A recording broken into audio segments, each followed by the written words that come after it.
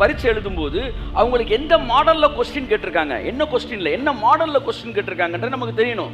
உள்ளே நுழைஞ்ச உடனே எல்லாம் பெரிய கேள்வியாக படிச்சு பண்ண இல்லை, ஒன் வேர்டு இருக்குது, அதில் குறுகிய விடையல் இருக்குது, அடுத்து என்னது விரிவான விடையல் இருக்குது.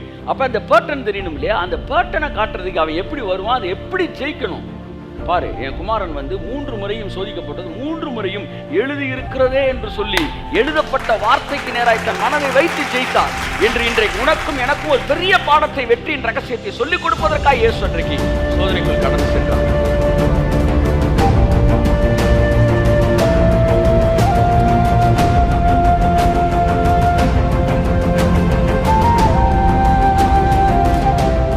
இந்த உலகத்தோட தோல்விகளை உனக்கு காட்டுவான், இந்த உலகத்துல தோத்து போனவனை காட்டுவான். அதை நீ பார்க்கவே கூடாது. 2 விஷயத்தை நீ புரிஞ்சுக்கணும். ஒன்று, நீ இப்படி கண்ணில் பார்க்கறதுல நீ என்ன செய்யக்கூடாது, நடத்தப்படவே கூடாது. உன் கண்ணெல்லாம் டெலிவிஷன் அல்ல, ஹெவன்லி விஷனை பார்க்க வேண்டும். உன்னுடைய கண்கள் ஆவி மண்டலத்தை பார்க்க வேண்டும். இயேசு சொன்னார், பரலோகத்தில் உம்முடைய சித்தம் செய்யப்படுவது போல பூமியில் உம்முடைய சித்தம் செய்யப்படுவதாக, உம்முடைய ராஜ்யம் வருவதாக.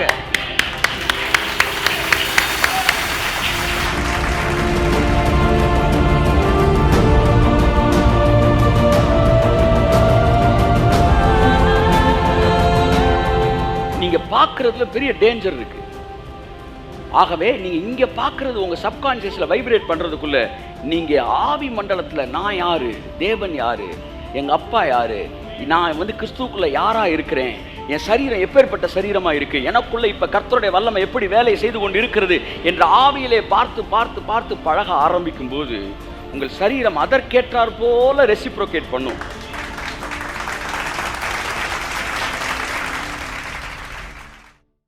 உங்கள் மைண்டு இந்த வேர்ல்டு பேட்டர்னுக்குள்ள ஒட்டக்கூடாது சார். ஒட்டுருச்சுனாலே உங்களை அவன் அசைக்கிறது ரொம்ப ஈஸி.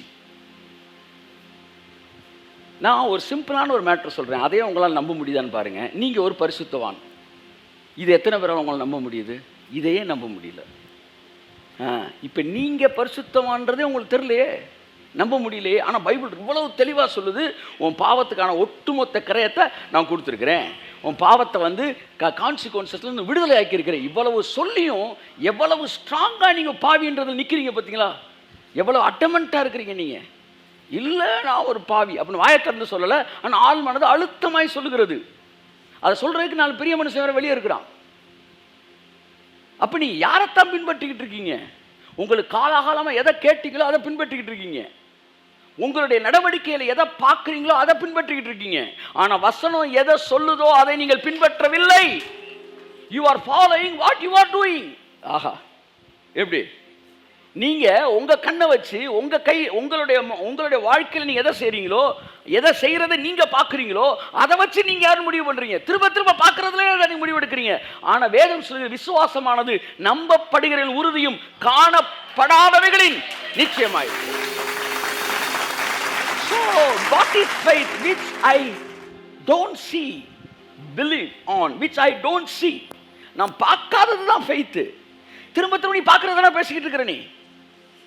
அப்ப காண்கிறவைகளினால் நீங்கள் பார்த்து கொண்டே இருக்கும்போது கொஞ்சம் கொஞ்சமாக கன்வின்ஸ் ஆகி you are started convincing by the pattern of this world. இந்த உலகத்தோட பேட்டர்னுக்குள்ளே நீங்கள் வந்துடுறீங்க. வந்த உடனே என்ன நடக்குதுன்னா, அந்த உலகத்தோட பேட்டர்ன் உங்கள்கிட்ட ஆளுகை செய்ய ஆரம்பிக்குது. 40 கரெக்டாக சுகர் வருது, 50 கரெக்டாக என்ன வருது, ஃபிகர் காலி ஆகுது, 60 ட்ரிகர் ஆஃப் ஆகுது, 70 ஒவ்வொன்றா ஆஃப் ஆகுது. ஏன்? எது ஆள் மனதில் நாம் நம்பிக்கொண்டு இருக்கிறோமோ அது உள்ளுக்குள்ளேருந்து வேலை செஞ்சுக்கிட்டே இருக்கு. அப்போ ஆள் மனது எது போகுதுன்னா, what you see is more powerful. 1, நீங்கள் இதுலேருந்து டிட்டாச் ஆகணும். 2, அடுத்த ஜென்ரேஷனுக்கு இந்த உலகத்தை இப்படி விட்டு போகக்கூடாது. இந்த உலகத்தை தயவுசெய்து மாற்றிட்டு போங்க.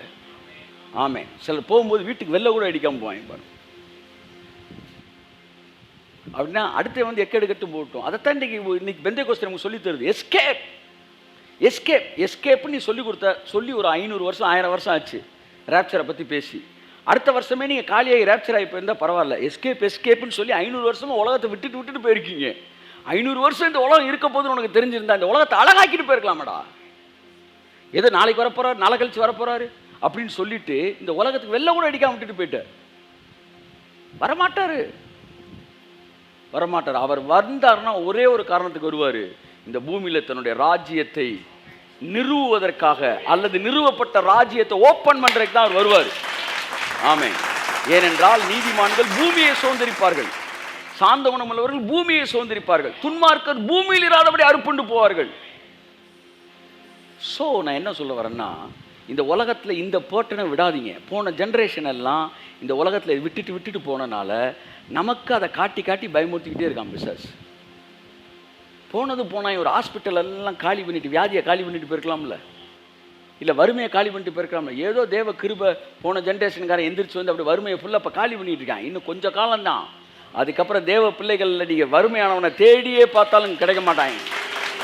ஆமாம், அப்பா வறுமை என்றால் என்ன அப்பா அப்படின்ற மாதிரி இருக்கும். ஆமாம், இயேசு நாமத்தை எல்லாம் மாறுது. இது முழு நேரமாக பாவத்துக்கு எதிராக பிரசங்கம் பண்ணுங்க நூற்றுக்கணக்கான லட்சக்கணக்கான ஊழியர்களை கர்த்தர் எழுப்ப போகிறாரு. எனக்கெல்லாம் இப்போ அந்த ஞாயிற்றுக்கிழமை ஃபுல்லாக வந்து அடுத்து ஒரு 4 வாரத்துக்கு 6 வாரத்துக்கு ஃபுல்லாக ப்ராஸ்பெரிட்டி பேசணும்னு ஆசை. ஒரு நதியை போல் நான் பாய பண்ண போகிறேன். இன்னைக்கு காலையில் வாசித்தேன், கர்த்தர் என்கிட்ட பேசினார். நான் வந்து என்னுடைய வெல்த்தை, என்னுடைய வாட் இஸ் தட், என்னுடைய ஐஸ்வர்யத்தை நதி மாதிரி பாய வைப்பேன். அப்படி பாய போது பாருங்க, நம்ம சபைக்குள்ள பாய போகுது ஐஸ்வர்யம், நதி மாதிரி பாய போகுது.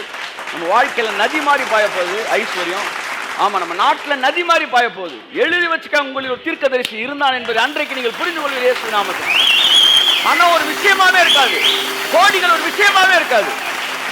ஆமா, உங்களை பணத்தினால் ஆறுதல் படுத்துவார் தேவன்.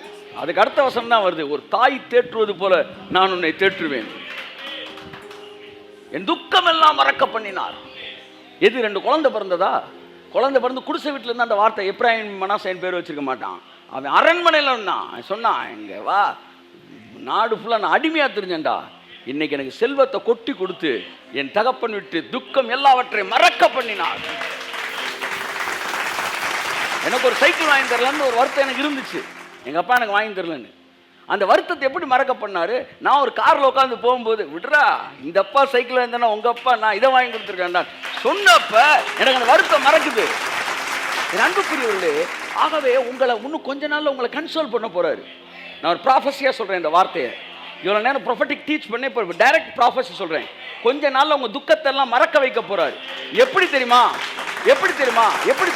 ஐஸ்வர்யத்தை நதியை போல உங்கள் வாழ்க்கையில ஊற்ற பண்ணி, உங்க வாழ்க்கையில் இருக்கிற உங்களை எல்லா கவலையும் மறக்க வைப்பதற்கு கர்த்தர் உங்களை என்னையும் தாய் தேற்றுவது போல தேற்ற போறார். நீங்கள் எருசலேமிலே தேற்றப்படுவீர்கள். This is what our future, this is what our life, the sons of light. இயேசு சொல்றார், வெளிச்சத்தின் புத்திரர்கள். இருளில் நடக்கிறவன் தான் எதிலே இடறுகிறேன் என்று அறியான், ஆனால் வெளிச்சத்தின் புத்திரர்கள் இது எங்கே நடக்கிறோம் எங்கே போகிறோன்னு அவனுக்கு தெளிவாக தெரியும். என் அன்புக்குரியவர்களே, நீங்கள் பார்க்குறதுல பெரிய டேஞ்சர் இருக்குது. ஆகவே நீங்கள் இங்கே பார்க்குறது உங்கள் சப்கான்ஷியஸில் வைப்ரேட் பண்ணுறதுக்குள்ளே நீங்கள் ஆவி மண்டலத்தில் நான் யார், தேவன் யார், எங்கள் அப்பா யார், நான் வந்து கிறிஸ்துவுக்குள்ளே யாராக இருக்கிறேன், என் சரீரம் எப்பேற்பட்ட சரீரமாக இருக்குது, எனக்குள்ளே இப்போ கர்த்தருடைய வல்லமை எப்படி வேலை செய்து கொண்டு இருக்கிறது என்ற ஆவியிலே பார்த்து பார்த்து பார்த்து பழக ஆரம்பிக்கும் போது உங்கள் சரீரம் அதற்கேற்றார் போல ரெசிப்ரோகேட் பண்ணும்.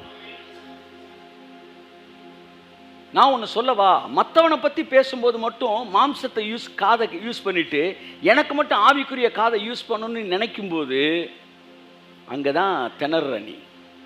நீ மற்றவனை பற்றியும் கேட்காத மாம்சத்துக்கு காரியத்தை, மற்றவனை பற்றியும் பார்க்காத. இந்த முடிவுக்கு வரும்போது ஈஸியாக உன்னை பற்றி பார்க்கும்போதும் நீ ஆவியிலே பார்த்துருவ.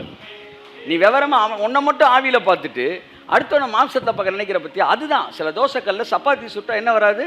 தோசை வராது. தோசையை சுட்டுட்டா சப்பாத்தி வராது. அந்தளவுக்கு ஒரு அனுபவம் வாங்கிக்கிறீங்களா? இல்லை, கேள்விப்பட்ட சொல்கிறேன்.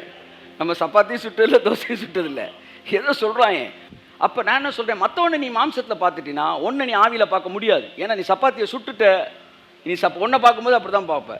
ஆனால் என்னைக்கு நீ மற்றவனையும் ஆவியில் பார்க்குறியோ அப்போ தான் ஒன்றையும் நீ ஆவியில் பார்க்க முடியும். கரங்களை தட்டி கர்த்தர் நன்றி சொல்லுவோம். ஆமென். அதனால மற்றவனை ஈஸியாக மன்னிக்கிறவன் தன்னை ஈஸியாக மன்னிக்கிறான். அவன் எப்பவுமே பரிசுத்தமான்ற மனநிலையிலே இருக்கிறான். ஏன்னா மற்றவனை மன்னிக்கிறான்.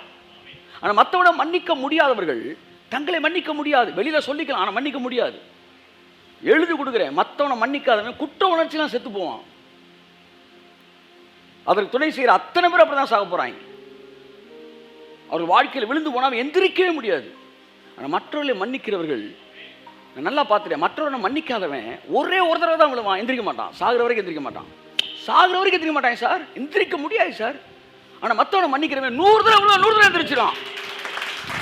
100 தடவை தப்பு, நான் 100 தடவை எந்திரிச்சிடுவான். ஏன்னா அவனுக்கு மற்றவனை மன்னிச்சிருக்கனால அவனை மன்னிக்க என்பது எளிது.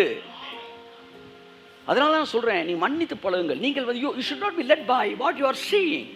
பிசாசு காண்பிக்கிறான், அப்புறம் தான் பேசுறான். அப்ப யாரெல்லாம் ஃபெயில் ஆகுறா? எவன் காமிக்கிறப்ப பார்க்குறானோ அவன் வந்து பேசுறப்ப ஃபெயில் ஆகுறான். எவன் காமிக்கிறப்ப பார்க்கலையோ அவன் பேசுறப்ப ஜெயிச்சிடறான். நான் உங்கள்கிட்ட காமிச்சேன்ல அப்படின்னு சொல்லும்போது, என்ன காமிச்சேன் ஒன்றும் புரியலையப்பா, இல்லைங்க இந்த 3வது சீனில் 4வது ஒன்றும் தெரியலையப்பான்றான். ஏன்னா இன்புட் இல்லை. அப்போ ஒன்றை புரிஞ்சுக்காங்க, டெவிலோட ஸ்கீம், இந்த உலகத்தோட பேட்டர்ன். வாசிப்போம் ரோமர் 12:1. இதோட முடிக்கிறேன். அப்படி இருக்க சகோதரரே, நீங்கள் உங்கள் சரீரங்களை பரிசுத்தமும் தேவனுக்கு பிரியமான ஜீவ பலியாக ஒப்பு கொடுக்க வேண்டும் என்று தேவனுடைய இரக்கங்களை முன்னிட்டு உங்களை வேண்டிக் கொள்கிறேன். இதுவே நீங்கள் செய்யத்தக்க புத்தியுள்ள ஆராதனை. நீங்கள் இந்த பிரபஞ்சத்திற்கு ஒத்த வேஷம் தெரியாமல். அவ்வளவுதான் மேட்ரு. நீங்கள் இந்த பிரபஞ்சத்திற்கு ஒத்த வேஷம் தெரியாமல். எல்லாம் என்ன பாருங்க, இன்னைக்கு கிறிஸ்துவ எதன் அடிப்படையில் போகுது சொல்லுங்க, டக்குன்னு எதன் அடிப்படையில் போகுது? உலகத்துக்கு ஒத்த வேஷத்தில் போயிட்டு இருக்கு. எப்படி சார் சொல்றீங்க? ஆமா, நீ கிறிஸ்தவன், நீ வந்து எதை வச்சு ஜட்ஜ் பண்ற? உனக்கு அளவுகோலே உலகம் தான், உலகத்தை வச்சே தான் அவன் பார்க்குற. எதை வச்சு சார் சொல்றீங்க? பாருங்க சார், ஒருத்தன் இப்படி கையை மடிக்கிறான் சார், இப்படி கையை மடிச்சு இப்படி ஏற்றி விடுறான். ஒரு பாஸ்டர் இப்படி கையை மடிச்சு இப்படி ஏற்றி விடுறாரு. அந்த பாஸ்டருக்கு என்ன பேர் வைக்கலாம்? Rowdy pastor. சொல்லுங்க சொல்லுங்க, ரவுடி பாஸ்டர். ஏன் கையை என்ன செஞ்சிட்டாரு? மடக்கிட்டார். சரி, கை மடக்கினால் ரவுடி அப்படின்னு இவனுக்கு சொல்லி கொடுத்தது யாரு? முத ஒரு ரவுடியை பார்த்தான், கையை தட்டு, முத கையை மடக்கணும் ரவுடி. ஏண்டா அவன் வந்து கையை மடக்கின ரவுடியா இருந்தா கையை மடக்கிற 50 பேர் ரவுடியாடா? இல்ல பைபிள்ல எந்த அதிகாரத்துலடா கை மடக்கின ரவுடின்னு போட்டிருக்கு? அப்ப நீ எதுக்கு ஒத்த வேஷம் தரிக்கிற? இந்த உலகத்துக்கு ஒத்த வேஷத்தை நீ பார்க்கிற. சார் விசில் அடிச்சா தப்பு சார். ஏன் தப்பு? நீ பைபிள், நீ எனக்கு பதில் சொல்லு. ஏன்னா சினிமாவில் விசில் அடிக்கிறான் சார். அப்ப இவன் வந்து பைபிள்ல ஒரு தப்பு இருக்கு, அதனால நீ தப்பு. பைபிள் சொல்லுது தப்புன்னு சொல்லல பாருங்க. அட பாவி மக்களா, நீ பைபிள் தப்புன்னு சொல்லுது அதனால தப்புன்னு சொன்னா நான் வாங்கிக்கிறேன். ஆனா நீ எதை வச்சு அளவுகோல் பண்ற? உலகத்தை வச்சு. உலகத்துல விசில் அடிக்கிறாங்க, அதனால நீங்க அடிக்க கூடாது. அப்ப நீ யாரதோட தான் கம்பேர் பண்ணிக்கிட்டே இருக்கிற? உலகத்துக்கு ஒத்த வேஷம் தரிக்கிற. அப்ப விசில அடிச்சவன் அவன்றனால விசில் அவனுக்கு சொந்தமாயிருச்சு. கையை மடிச்சு விட்டவன் அவன்றனால கை மடிக்கிறது அவனுக்கு சொந்தமாயி போச்சு. அப்ப நான் கேட்கிறேன், கை தட்டுற? சினிமாவில் கை தட்டுறாங்க, நீ கை தட்டுற? அப்ப இந்த உலகத்துல எதையெல்லாம் பிசாசின் மக்கள் பயன்படுத்துறாங்களோ அதெல்லாம் அவங்களுக்கு சொந்தம். அதே மாதிரி நீ செஞ்சினா நீ வந்து கிறிஸ்தவன் அல்ல. ஏன்? உலகத்தின் பார்வையிலே நாங்கள் சிலரை ரவுடின்னு வச்சிருக்கிறோம். இப்ப கிறிஸ்தவமே ஒரு கன்ஃபியூஷன்ல இருக்கு. அவனோட அளவுகோலே இந்த உலகத்துக்கு ஒத்த வேஷமா இருக்கு. ஸோ உலகத்தை வச்சு வச்சு வச்சு இது என்ன செய்யறான்? கணக்கு பண்றான். புகை போடக்கூடாதுன்னு புரியல. சரி, பரலோகத்தில் புகை இருக்குது, வேணான்னு வந்துவியா நீ? கலர் லைட்டா இருக்கு. ஒருத்தர் சொன்னா வெள்ளை தான் அவருக்கு பிடிக்கும். வெள்ளை பிடிக்கும்ன்ற பரவாயில்ல, கருப்பு பிடிக்காது. என்ன கருப்பு பிடிக்காதுன்ற? நான் ஏற்கனவே தெளிவாக சொல்லிட்டேன். அவர் கருப்பு பிடிக்கான்னு பேசிக்கிட்டு கையில் வச்சிருந்த மைக்கே கருப்பு கலரில் இருக்கு. அங்கே 4 அகுஜா ஸ்பீக்கர் வச்சு ஸ்பீக்கர் எல்லாம் கருப்பு கலரில் இருக்கு, எல்லாம் கருப்பில் இருக்கு. கடைசியில் பார்த்தா பைபிள் எடுத்து பேசியிருக்காரு, அட்டையும் கருப்பாக இருக்கு. ஆனால் அந்த பாஸ்டர் பேசிட்டு இருக்கார், நாம் கருப்பை, நாம் வெண்மையானவர்கள், உள்ள இருக்க பிரிண்ட் மேட்டரும் கருப்பில் இருக்கு. அப்போ உங்களுக்கெல்லாம் பைபிள் எப்படி அச்சு எடுத்தனா? வெள்ளை பேப்பரில் வெள்ளை இங்கிலே அடிச்சு தரணும், நீங்களாம் தூய்மையானவர்கள். கலரு கருத்தரு பிடிக்காது. இவன் பாருங்க எல்லாம் உலகத்துக்கு ஒத்த வேஷம். அப்ப நீ வெள்ளை தான் தேவனுக்கு வெண்மையும் வெள்ளையும் குழப்பிட்டான் சார் அவன். உன் வஸ்திரம் வெண்மையாக இருப்பதாக. வெண்மைன்னா என்ன அர்த்தம்? வெண்மைனா பளிச்சுன்னு இருக்குது. வெண்மைனா வெள்ளை கிடையாது, பிரைட்டாக இருக்கிறது தான் பேர். அவன் வெள்ளையாக இருப்பதாக அப்படி எடுத்துக்காது. வெள்ளை போடுங்க. ஆனால் ஏசுநாதர் ஏன் இந்த பூவெல்லாம் கலர் கலராக படைச்சார்ன்றதுக்கு மட்டும் எனக்கு என்னென்னு யோசித்து நாளை காலையில் சொல்லுங்கள். பல கலரில் பூவை படைக்கிறார். அப்போ அந்த மனுஷன் எப்படி கலரில் இன்ட்ரெஸ்டடாக இருக்கார் பாருங்க. கை தட்டுங்க ஒருத்தர் காமே. எல்லா பூவும் ஒயிட் அண்ட் பிளாக்காகவே படைச்சிருக்கணும். சூப்பராக.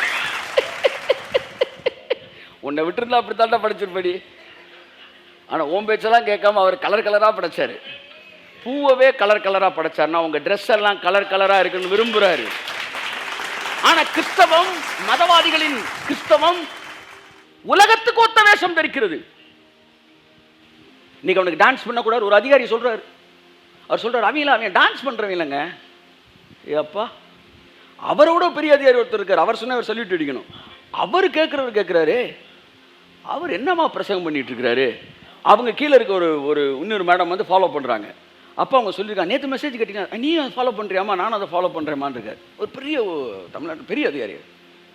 அப்போ நான் இடையில சாதாரண பேசும்போது, இப்போ இல்லை ஒரு 2 வருஷத்துக்கு முன்னாடி 3 வருஷத்துக்கு முன்னாடி இந்த காவல்துறையில் நம்ம அவங்க பெரிய இவங்கன்னு தான் பேர் மதுரை பாஷையில். அப்போ அந்த அம்மா சொல்கிறாங்க எங்கள் டிபார்ட்மெண்ட்டை கொஞ்சம் மரியாதையோட. உடனே அதை யோசித்தேன். தட்ஸ் ரைட், நம்ம கரெக்டாக பேசணும். ஏன்னா எவ்வளோ ஃபாலோயர்ஸ் பெரிய ஆட்கள் இருக்குன்னு மாற்றிட்டேன். அதுக்கப்புறம் மாறிடுச்சு. மதுரை ஸ்லாங்லேருந்து கொஞ்சம் அந்த இடத்துல மாறிட்டேன். இதை போய் அவங்க சொல்லியிருக்கிறாங்க. நான் நேற்று அவர்கிட்ட சொன்னேன்னா, அவர் உயர் அதிகாரி திட்டிருக்காரு. எப்படி நீ அவ்வளோ பெரிய ஊழியக்கார அப்பெல்லாம் சொல்லக்கூடாதுமா, தட்ஸ் ராங். உடனே போய் மன்னிப்பு கேளு. தமிழ்நாட்டு மிகப்பெரிய அதிகாரியில் இருக்குது. உடனே என்கிட்ட சாரிங்க நான் தெரியாமல் பேசுகிறேன். இவங்களும் பெரிய அதிகாரி. நான் சொன்னேன், ஐயோ நீங்கள் சொன்னது correct. I have to change my self. நான் மனதளவில் அப்படி பேசலை, பட் இருந்தாலும் ஐ ஹவ் டு சேஞ்ச். இன்னும் நிறையா நான் ஃப்ரேம் பண்ண வேண்டியிருக்கு, ஒத்துக்கிறேன். ரைட். அப்போ ஒரு பக்கம் பார்த்தீங்கன்னா ஒரு அதிகாரி பெரிய ஒரு அதிகாரி நான் இங்கே டான்ஸ் பண்ணிட்டு இருக்கான்னு பேச. இன்னொரு அதிகாரி அவரோட பெரிய அதிகாரி சொல்கிறாரு, see they are following the spirit of God. ஏதோ பக்கத்து அந்த பாஸ்டர் சொன்னார், இந்த பாஸ்டர் சொன்னார்ன்னு மற்றவங்க சொல்கிறத ஃபாலோ பண்ணுற கூட்டம் அல்ல. நீங்கள் ஒருவரை கணிக்கும் போது உலகத்துக்கு ஒத்த வேஷத்தை கணிக்காதிருங்கள். வேத வசனத்தின்படி ஆவியின் வழிநடத்தலின்படி கணியுங்கள். ஸோ கணிப்பது, நம்புவது, இது எல்லாமே உலகத்தை பார்த்து இந்த பேட்டனை நீங்கள் உள்வாங்கவே கூடாது. உள்வாங்கக்கூடாது. You should not convinced, should not be convinced by the pattern of this world. இந்த உலகத்துக்கு ஒரு பேட்டர்ன் இருக்குல்லங்க. 80-60 வயசு வந்தால் செத்து போயிடும்னு சொல்கிறாங்களே. இந்தியாவின் சராசரி மனிதனோட ஆயுட்காலம் எவ்வளோ தெரியுமா? சொல்லு. இந்தியனுடைய ஆயுட்காலம் எவ்வளோங்க? இந்தியனுடைய சராசரி ஆயுட்காலம் 40 வருஷம். 40க்கு மேலே இருக்கலாம். எந்திரிங்க, பெஞ்சமில்ல இருங்க. அப்படி நிற்க வச்சு சுட்டுருணும். ஏன்னா உங்கள் காலத்தை கடந்து வாழ்ந்துக்கிட்டு இருக்கீங்க. அப்போ இந்த பேட்டர்ன் என்ன சொல்லுது? 40 வயசு, 40 வருஷம், 40 தாண்டிட்டா நீ சாவதற்கு தகுதியானவன். நாங்கள் சொல்கிறோம் 80க்கு மேலே தான் எங்கள் வாழ்க்கையை ஆரம்பிக்குதுன்றோம், எங்கள் ஊழியமே ஆரம்பிக்கின்றோம். நாங்கள் இந்த உலகத்துக்கு ஒத்த வேஷம் தரிப்பது இல்லை இல்லை. ஆனால் பிசாசு இந்த உலகத்தை காட்டுறான். பார், உன் ஃப்ரெண்டு தானே, இங்கே பார், அவனுக்கு சுகர் 420. உடனே கேட்குறான், உங்களுக்கு சுகர் இருக்கான்னு கேட்க மாட்டேன், உங்களுக்கு எவ்வளவுன்றா. என்ன எவ்வளவுன்றப்பா? என்ன எவ்வளவுன்ற? பேங்க்கில் எவ்வளவுன்னு கேட்குறியா? இல்லை சுகர் அளவு எவ்வளோ சார்? உனக்கு இருக்குன்னு யார் சொல்லி? காலையில் நடக்க வந்திருக்கீங்க. அடப்பா, நீ அதுக்கு தான் நடக்க வந்திருக்கியா? நான் அதுக்கு நடக்க வரல, பட் பாடியை ஸ்லிம் ஆக்கிறதுக்கு. So people are totally they are led by the pattern of this world. Don't be led by the pattern of this world. We are led by the spirit of God. அப்போ சாதாரண மக்கள் கண்களிலே பார்க்கறதில்ல. பயப்பட, நீ 80 வயசு ஆனாலும் உங்களுக்கு குழந்தை பிறக்கும். சாராளுக்கு 90 வயசில் குழந்தை பிறந்துச்சு. கை தட்டுங்களேன் ஒரு தடவை இருக்கு. இந்த செய்தியை கேட்கறது யாராக இருந்தாலும் சரி, குழந்தைக்காக நீ நினைக்கிற, நான் சொல்கிறேன், இந்த உலகம் சொல்லலாம், மருத்துவம் சொல்லலாம், உங்களுக்கு குழந்தை பிறக்கும். இயேசு நாமம்.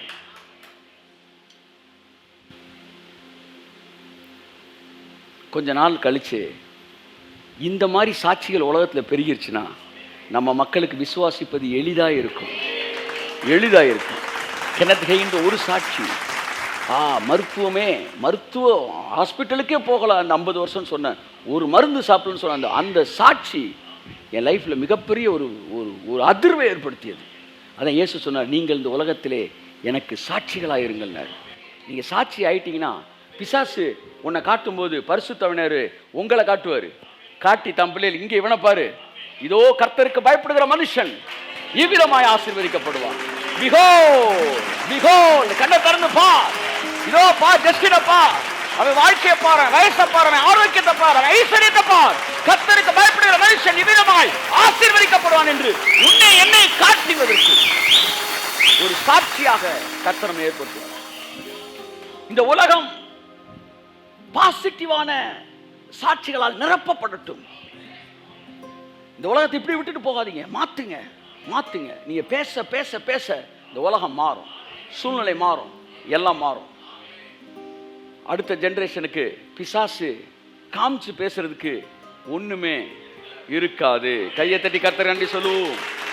ஆமென், ஆமென், ஆமென், ஆமென், ஆமென். So the deception of this world, this deception of devil is convincing your mind to the level of this pattern, to the level of the pattern of this world. இந்த உலகத்தோட பேட்டனுக்கு உங்க மனசை மாற்ற பார்ப்பான். கேட்கவே கேட்காதீங்க. உங்கள் கண்ணாடியை பார்த்து சொல்லுங்கள், உனக்கு 28 வயது தான் ஆகிறது. சொல்லுங்க, உனக்கு 28 வயது தான் ஆகிறது. கையை தட்டுங்க.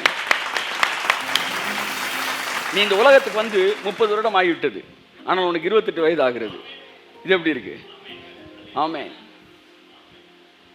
ஒன்றும் இல்லைங்க, இப்போ உங்களுக்கு 60 வயசுங்க. இப்போ என்ன 60 வயசுன்னு வச்சுக்கோங்க, எனக்கு இப்போ 60 வயசு. இப்போ நான் வந்து இப்போ நிற்கிறேன், ஐ எம் 60 years old அப்படின்னு சொன்ன உடனே பாதி பேர் ரசிக்கப்பட்டுருவாங்க. கை தட்டுங்க, அவ்வளோதான். அதுதான் பிரசங்கமே அதுதான். ரிச்சர்ட் உம்ரான் ஸ்டேஜுக்கு வந்தோடனே சட்டையை கழட்டி இப்படி காட்டு வரான் முதுகில் 13-16 இடங்களில் கறி அறுத்திருப்பான் ருமேனிய சிறைச்சாலையிலே, ரஷ்யாவில். அதில் தாண்டி வந்து இந்த உலகத்துக்கு போய் நான் பிரசங்கம் பண்ணணும்னு ஜெயிச்சு வெளியே வர்றாரு. இந்தியாவுக்கு வந்தோடனே சட்டையை கழட்டி முதுகை தான் காமிச்சாரான். முதுகை பார்த்தோன்னு ரசிக்கப்பட்டாங்க.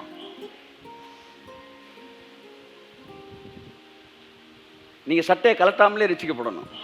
கைதட்டி.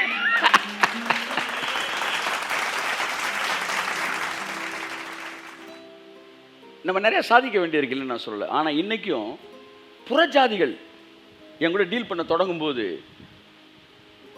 இந்த வயசுன்ற ஏரியாவுக்கு வந்து 10 நிமிஷம் ஃப்ரீஸ் ஆயிடுறாங்க.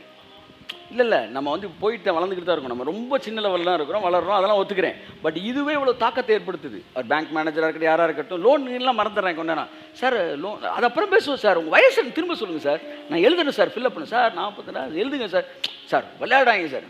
யூ சி, அப்படின்னு என்ன சொல்ல வரீங்க?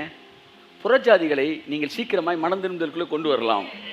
நீங்கள் இப்படியே இருந்தீங்கன்னா, இன்னும் இளமையாக நீங்கள் மாறினீங்க, இன்னும் ஆரோக்கியமாக இருந்தீங்கன்னா, இன்னும் வந்து நீங்கள் வியாதி இல்லாமல் நீங்கள் இருந்தீங்கன்னா, அதை விட பெரிய சுவிசேஷம் இந்த உலகத்திற்கு எதுவுமே இல்லை. No gospel is better than being a witness. நீங்கள் சாட்சியாக இருக்கிறத விட இந்த உலகத்தில் மிகப்பெரிய சுவிசேஷம் எதுவுமே கிடையாது. ஒரே ஒரு விஷயம், ஆண்டவர் நான் சாட்சியாக இருக்கணும். அதுக்கு என்ன செய்யணும்? இந்த உலகத்துக்கு ஒத்த வேஷம் தரிக்காதீங்க.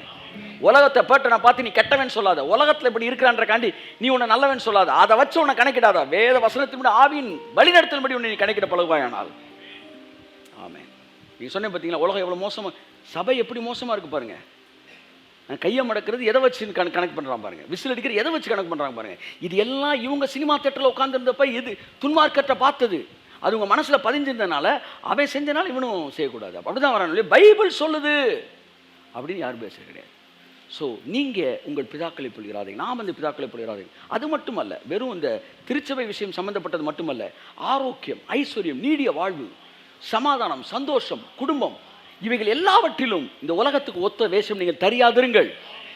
ஆமென். குழந்தை பிறப்பு, திருமணம், இது எல்லாவற்றிலும் இந்த உலகம் ஒரு கணக்கு சொல்லுதுல, அந்த கணக்கை நீங்கள் ஃபாலோ பண்ணாதிருங்க. நீங்கள் ஆவியானவரை ஃபாலோ பண்ணுங்க. அவர் அதினதின் காலத்தில் நேர்த்தியாய் செய்வார்.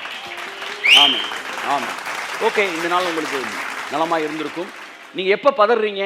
உலகத்துக்கு ஒரு வயசு வச்சுருக்கான், அந்த வயசை நீங்கள் கணக்கு பண்ணுறீங்க பார்த்தீங்களா, அப்போ தான் பதறீங்க. ஐயோ 35 வயசில் குழந்தை பிறக்கலையே, 40 வயசில் பதறீங்க. ஆனால் ஆவியின் மண்டலத்தில் 90 வயசில் ரொம்ப குழந்தை பிறத்துக்கு. இந்த மண்டலத்தில் போகிறேன் பதறவே மாட்டேன்றான்.